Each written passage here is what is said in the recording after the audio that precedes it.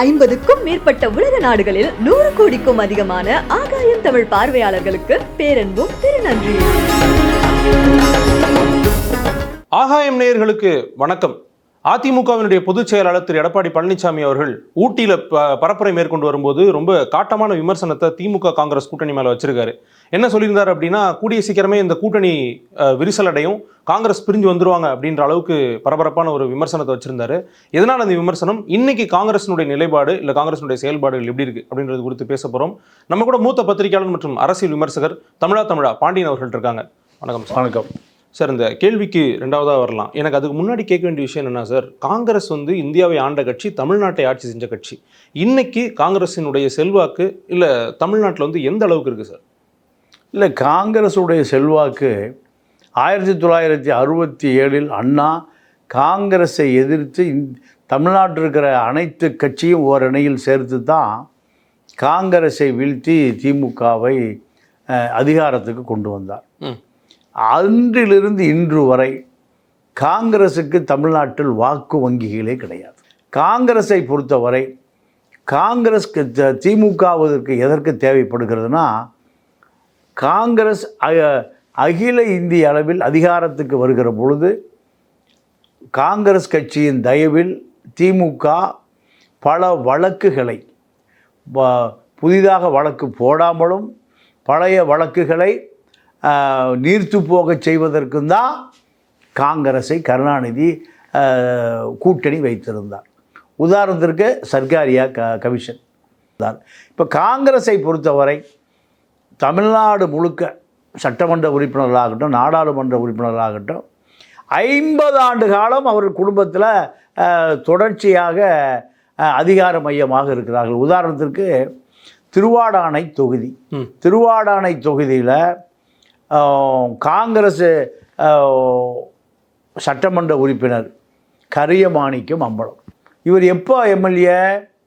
1980களில் MLA. இன்றைக்கி ஏறக்குறைய 77 அவர் MLA. சரி.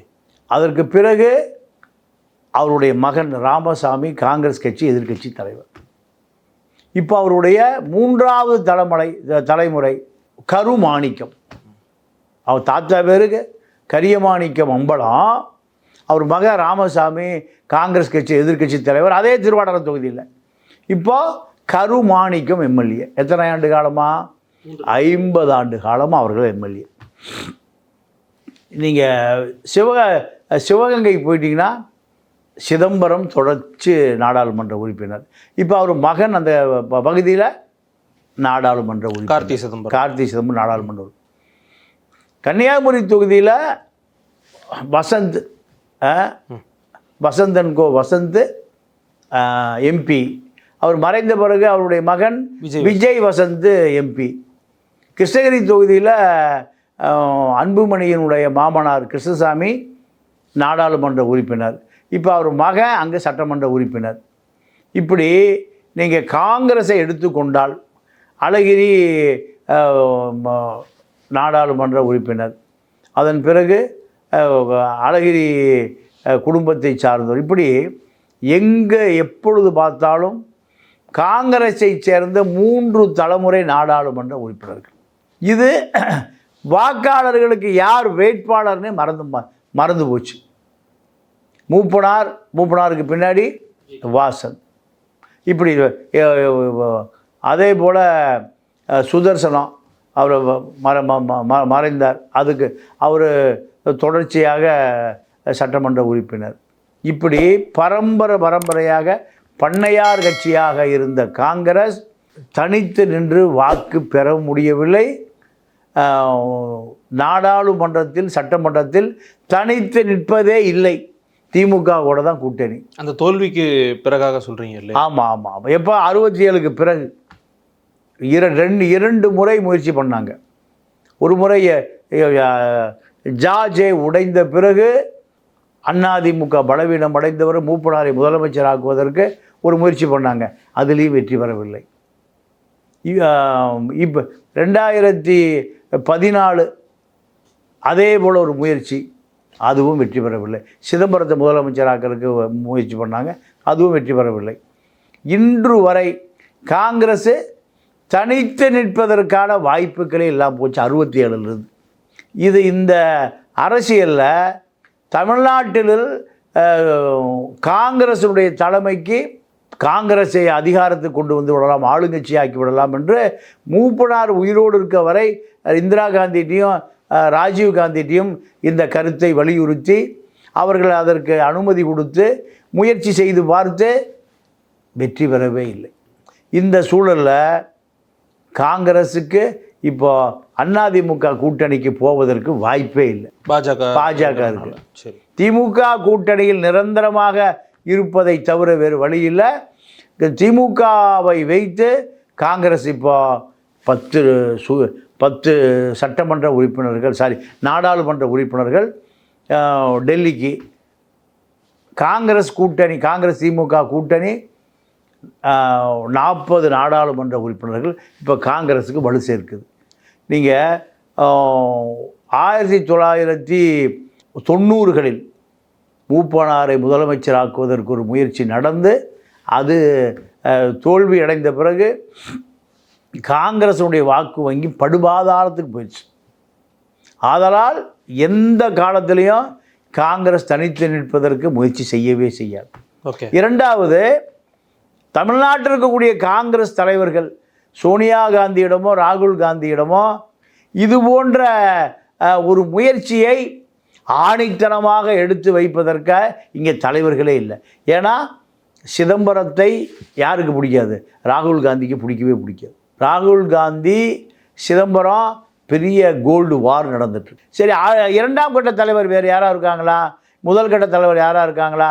இந்த திட்டத்தை ராகுல் காந்தியிடமோ சோனியா காந்தியிடமோ அனுமதி பெறுவதற்கான யாருமே இல்லை. திரு செல்வ பெருந்தகை அவர்கள், செல்வ பெருந்தகையுடைய பதவி எப்போ வேண்டுமானாலும் போய்விடும்.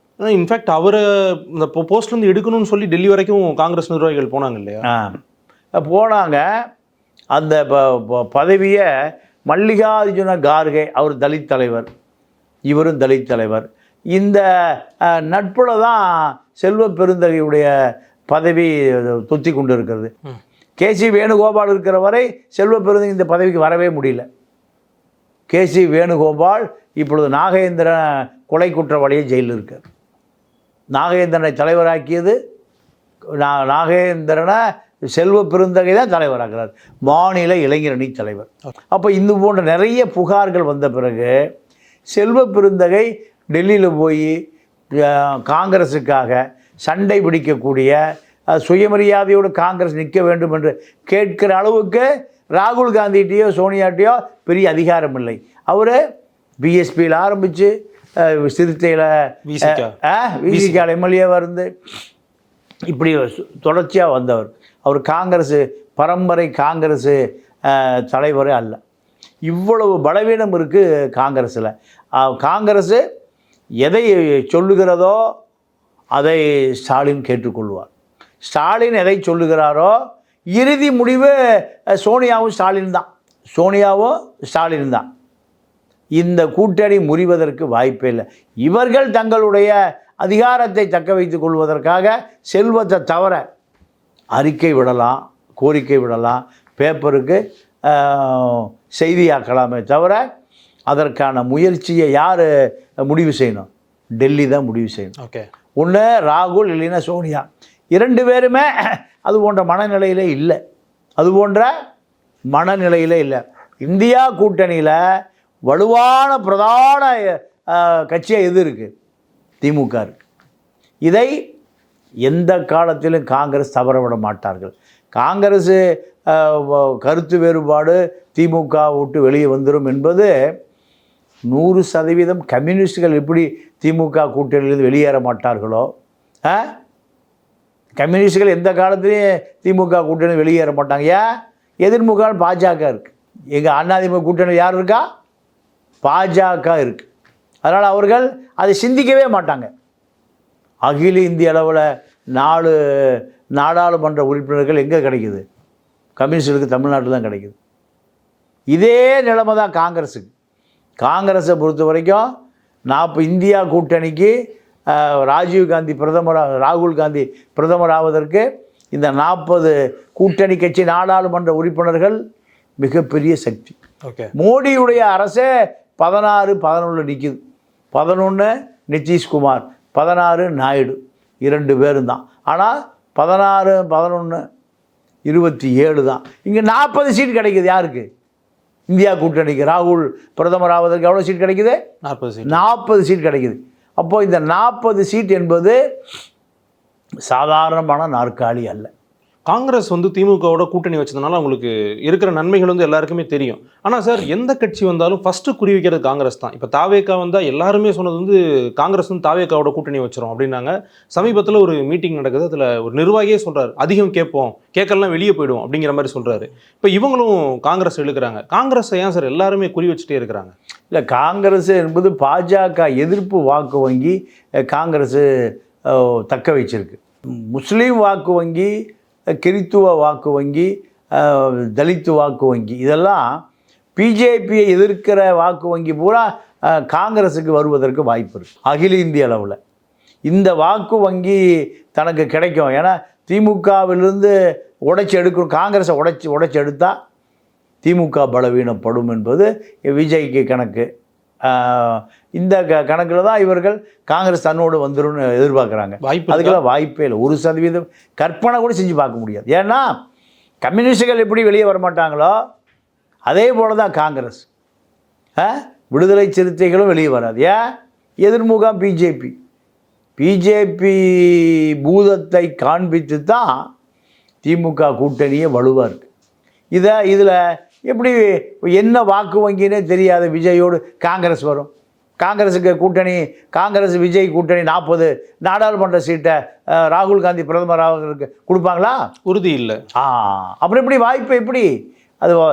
இது சும்மா 2ஆம் கட்ட தலைவர்கள், காங்கிரஸினுடைய முன்னாள் தலைவர்கள் தான் இருக்கிறோம், அரசியல் பேசுகிறோம் என்பதை வெளி உலகத்துக்கு சொல்வதற்காக இது போன்ற அறிக்கைகள் பயன்படுமே தவிர கூட்டணி உடைவது என்பது காலத்திற்கு வாய்ப்பில்லை. நீங்கள் ஈழப்பிரச்சனை நடந்து கொண்டிருந்த பொழுது 95 சீட்டு எதுக்கு திமுகவுக்கு, 35 சீட்டு காங்கிரஸுக்கு.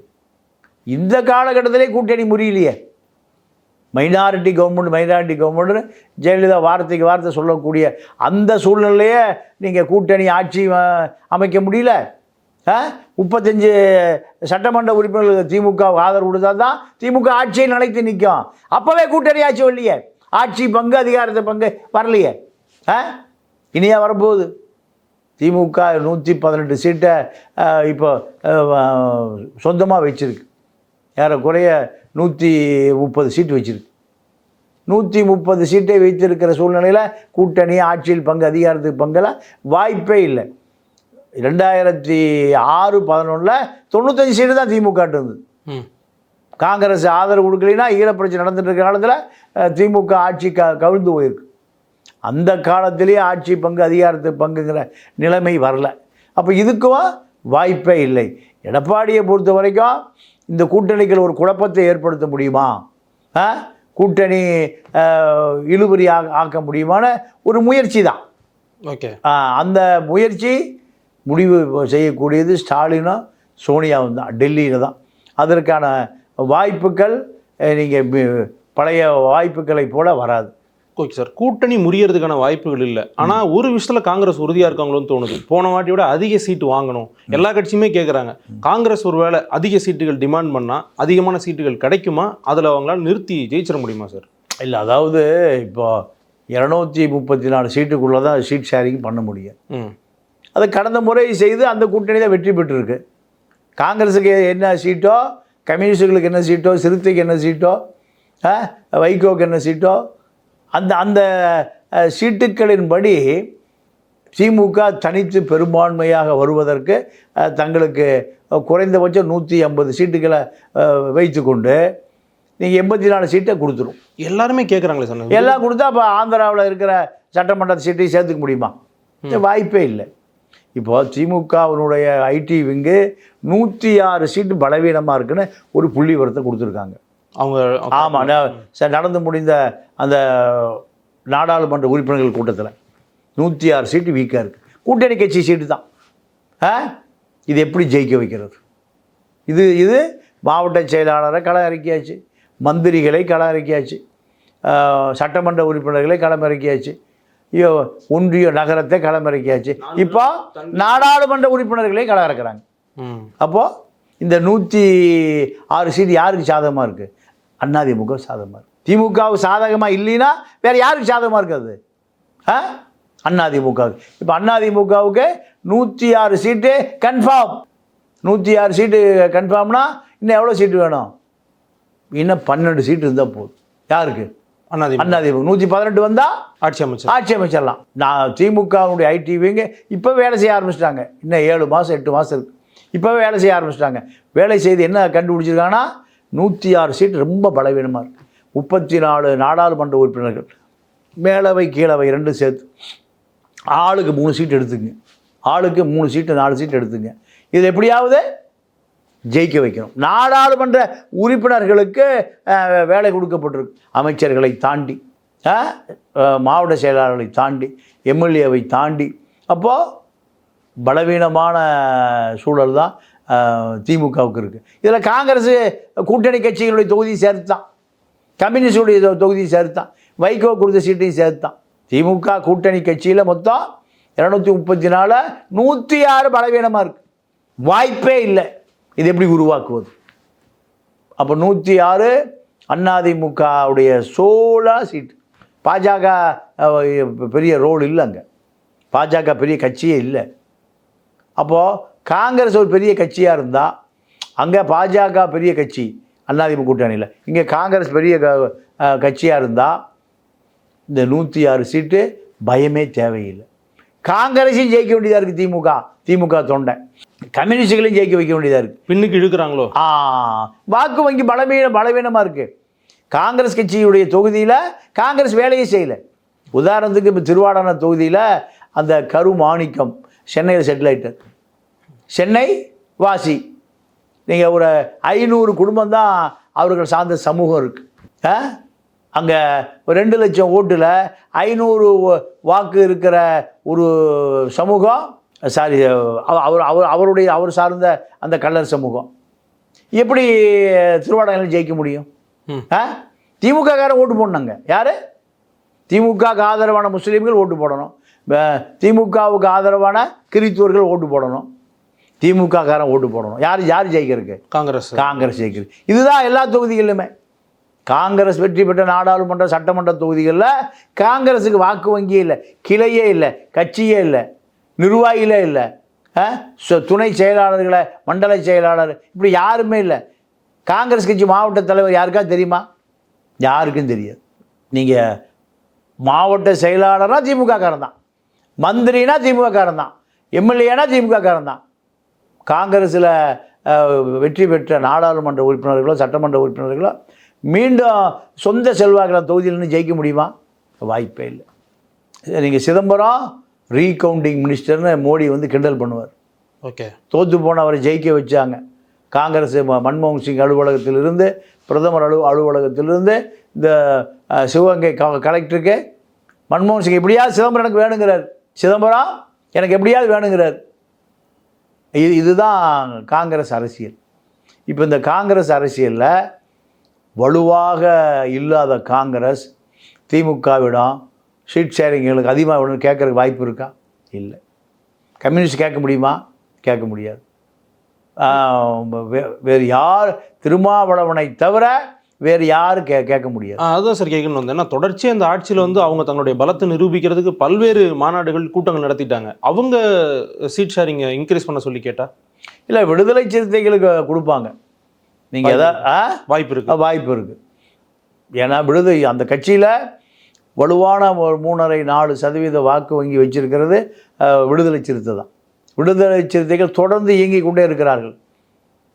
விடுதலை சிறுத்தை அரசியல் தமிழ்நாடு முழுக்க ஒடுக்கப்பட்ட மக்கள் மத்தியில் அந்த வாக்கு வங்கி எங்கேயும் சிதறாது. ஒடுக்கப்பட்ட மக்களுடைய வாக்கு வங்கி அப்படியே திமுகவுக்கு வந்துடும். திருமா எங்கே இருக்காரோ அந்த வாக்கு வங்கி அப்படியே வந்துடும். ஆனால் காங்கிரஸுக்கான வாக்கு வங்கி எங்கே இருக்குன்னு கண்டுபிடிக்க முடியல. கம்யூனிஸ்டுகளுக்கான வாக்கு வங்கி எங்கே இருக்குன்னு கண்டுபிடிக்க முடியல. கம்யூனிஸ்டுகளுக்கு டிமாண்டே இல்லாமல் போச்சு. காங்கிரஸ் என்பது பாஜக எதிர்ப்பு முகாம் அடையாளம். இந்த இப்போ எடப்பாடி ஆசைப்படுவதோ விஜய் ஆசைப்படுவதோ பாஜக எதிர்ப்பு முகாம். ஆனால் விஜயை பொறுத்த வரைக்கும் அதிமுக பாஜக கூட்டணியில் இணைவதற்கான சமிக்கையில் இப்போவே தெரிய ஆரம்பிச்சிருச்சு. 1.5 கோடி ரூபாய் வருமான வரி பாக்கி எப்பயோ நடந்த வழக்கு. அவர் வந்து ரொம்ப தீவிரமாக பாஜகவை விமர்சிக்கிறாரு. அது விமர்சிக்கிறாரு. அதனால தான் இப்போ அந்த 1.5 கோடி ரூபாய் வழக்கு வந்திருக்கு. விமர்சனம். அடுத்து அந்த கார் வழக்கு வரும். காருக்கு டேக்ஸ் கட்ட வேண்டிய வழக்கு வந்து வரும். அன்னை செலாவணி மோசடி வழக்கு, விஜய் படம் வெளிநாட்டு உரிமைகள் இந்தியாவுக்கு வந்துருச்சான்னு வரும். இப்போ தான் பிள்ளையார் சொல்லி போட்டிருக்கான். 1.5 கோடி ரூபா வழக்கில் ஆரம்பித்து அது 150 கோடி ரூபா வழக்கில் வரும்போது விஜய் சொல்லாமல் கொள்ளாமல் எங்கே வந்துடுவார்? அதிமுக பாஜக கூட்டணிக்குள் வருவதற்கு வாய்ப்பு இருக்குது. இந்தியா முழுக்க இருக்கக்கூடிய வாக்காளர்களை, நிர்வாகிகளை அத்தனை பேரையும் தெரிந்து கொள்வதற்காக இந்தியா முழுக்க ஒரு டேட்டாஸ் கொண்ட ஒரு ஆப் பாஜக வச்சுருக்கு. அதை தமிழ்நாட்டுக்கு திமுகவை எதிர்ப்பதற்காக விஜய் கொடுத்துருக்காங்க. அது உருவாக்கணும் 500 கோடி ரூபா செலவாகும். 8 வாக்காளர் 6.5 கோடி பேருடைய அத்தனை டேட்டாஸும் அதில் இருக்குது. இந்தியாவுடைய 140 கோடி பேருடைய ஒட்டுமொத்த டேட்டாஸும் கொண்ட ஒரு பெரிய வெப்சைட் ஆப் அது பாஜக வச்சுருக்கு, ஆர்எஸ்எஸ் வச்சுருக்கு, உருவாக்கியிருக்கு. அதை தமிழ்நாட்டுக்கு யாருக்கு கொடுத்துருக்காங்க? விஜய் கொடுத்துருக்காங்க. அப்போது நெருங்கி வருகிறார்கள். நெருங்கலினா நெருக்குவார்கள். அதான் இன்றைக்கி 1.5 கோடி ரூபா வழக்கு எப்போ வந்தது, இப்போ வந்திருக்கு. இப்படி காங்கிரஸை பொறுத்தவரை காங்கிரஸ் திமுக எதை கொடுக்கிறதோ அதை வைத்துக்கொண்டு அரசியல் செய்வது தான் காங்கிரஸுக்கு இப்போ இருக்கக்கூடிய ஒரே தகுதி. சமூக வலைதளத்தில் சார் ரொம்ப அரசல் புரசலாக போயிட்டு இருக்கக்கூடிய ஒரு விஷயம். தொடர்ந்து மற்றவங்களும் விமர்சிக்கிறாங்க. குறிப்பாக நாம் தமிழர் வந்து நீங்கள் ஏன் காங்கிரஸை கேள்வி கேட்க மாட்டீங்க, தாவே காலந்து ஏன் காங்கிரஸை கேள்வி கேட்கறது இல்லைன்னு. இன்னொரு பக்கம் வந்து விஜய் வந்து ரொம்ப நாள் முன்னாடியே காங்கிரஸில் இணையணும்னு ஆசைப்பட்டார், முயற்சி செஞ்சார், முடியல அப்படின்லாம் சொல்கிறாங்களே சார், இதனுடைய உண்மைத்தன்மை என்ன? இல்லை, அதாவது மாநில தலைவர் கேட்டு அவர் எஸ்சிசி அவங்க அப்பா போய் சோனியா வரைக்கும் சந்தித்தார். ஆனால் மாநில தலைவர் பதவியை வைத்துக்கொண்டு கட்சி நடத்துகிற அளவுக்கு விஜய்க்கு போதிய அனுபவம் இல்லை. ஏன்னா அப்போது ஒரு பெரிய தாக்கம் இருந்தது காங்கிரஸுக்கு. எந்த காலகட்டம் இது நீங்கள் சொல்கிறது? இதெல்லாம் ஒரு 25 வருஷத்துக்கு முந்தி. ஏன்னா காங்கிரஸுக்கு ஒரு ஃபெமிலியர் தேவைப்பட்டார். அதனால் விஜய்க்கு மாநில தலைவர் பதவி வேணும்னு போய் முயற்சி பண்ணாங்க. ஆனால் காங்கிரஸ் அதை அனுமதிக்கலை. சிதம்பரம் அதை கெடுத்து விட்டார். அதோடு அவர் ஏன்னா இப்போ அவருக்கு என்ன எதிர்பார்த்தார்னா, ஏதோ ஒரு கட்சியில் இணைவதை விட அந்த கட்சி தலைமைக்கே வேணும்னு எதிர்பார்த்தார். அந்த முயற்சியை காங்கிரஸ் ஏற்றுக்கொள்ளவில்லை. ஏன்னா திமுக அனுமதிக்கிறாங்க. திமுக விஜய் காங்கிரஸ் கட்சியில் சேர்ந்து மாநில தலைவர் ஆவதை அவர் கருணாநிதியை விரும்பலை. ஏன்னா தமிழ்நாட்டை பொறுத்த வரைக்கும் மேஜர் பார்ட்னரே காங்கிரஸுக்கு கருணாநிதி தான். அது சோனியா காலத்திலையும் சரி, ராஜீவ்காந்தி காலத்திலையும் சரி, இந்திரா காந்தி காலத்திலையும் சரி. அதை மீறி எந்த காலத்துலேயும் திமுகவை ஓவர்டேக் பண்ணி யாரும் டெல்லிக்கு போய்விட முடியாது. திமுக நினைத்தால்தான் இங்கே இருக்கிற மாநில தலைவரை டெல்லி நியமிப்பார்கள். அந்த காலகட்டம் தான். ஏன்னா 4 தலைமுறை இந்திரா காந்தி, ராஜீவ் காந்தி, நடுவில் இந்திரா காந்தி, சஞ்சய் காந்தி, ராஜீவ் காந்தி, சோனியா காந்தி, ராகுல் காந்தி, 5 தலைமுறையை திமுகவும் காங்கிரஸும் அரசியல் நெருக்கமாக இருக்குது. அதனால் இப்போ இவர்கள் சொல்லுவதைப் போல அப்படி எதுவும் நடப்பதற்கான வாய்ப்புகள் 100% குறைவு.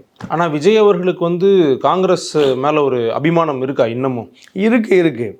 ஆனால் விஜய் ஒரு பெரிய கட்சியாக உருமாறினால் அது ஏதாவது நடப்பதற்கு சாத்தியம் இருக்குது. இவர் என்ன வாக்கு வங்கினே தெரியல. இவருடைய அதிகாரம் என்ன? எத்தனை எம்எல்ஏ வச்சுருக்காரு, எத்தனை எம்பி வச்சுருக்காரு? ஆனால் மக்கள் கூட்டம் வந்து பெருவெள்ளம் இல்லை வருது, எல்லாம் வருது. அதெல்லாம் நீங்கள் நிரூபிக்கணும்ல. வாசனுக்கும் வருது, வைகோ மகன் போட்டார் அதுக்கும் வருது. ஆனால் ஒன்றும் ஒரு எம்பியை தாண்டி ஒன்றும் ஜெயிக்க முடியலையே.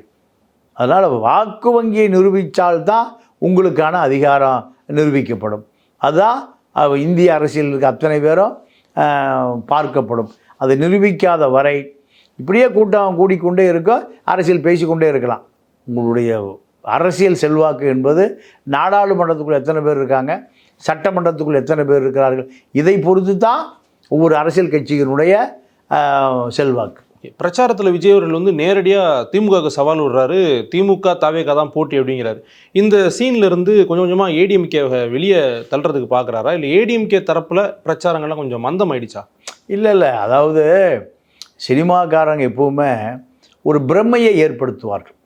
இப்போ அதிமுகவில் எடப்பாடியை நம்பி 20% வாக்கு நிரந்தரமாக இருக்கிற இரட்டை இலைக்கு 66 எம்எல்ஏக்கள் இருக்காங்க. நாடாளுமன்ற உறுப்பினர்கள் ஒரு 5 பேர் இருக்காங்க. இதெல்லாம் உள்ள இயக்கம் அதிமுக. தமிழ்நாட்டை 77லேருந்து ஆண்ட கட்சி அதிமுக. இதையெல்லாம் பின்னுக்கு தள்ளக்கூடிய அளவுக்கு விஜய் வலிமையானவர் இல்லை. விஜய்கிட்ட 30% வாக்கு இருந்துன்னா வலிமையானவர். உங்களுடைய வாக்கே என்னன்னு தெரியலையே, வாக்கு தான் இல்லை. எத்தனை எம்எல்ஏக்கள் இருக்காங்க? இது எதுவுமே இல்லாமல் இந்த சினிமா கூட்டத்தை வைத்துக்கொண்டு நான் அதிமுகவுக்கு எனக்கு போட்டியே இல்லை, திமுகவோட தான் போட்டி என்பது இது ஒரு பிரம்மாண்டத்தை ஏற்படுத்துமே தவிர யதார்த்த நிலைமை அல்ல. உங்களுடைய நேரத்துக்கும் பல்வேறு கருத்துக்களுக்கும் ரொம்ப நன்றி சார். நன்றி, வணக்கம்.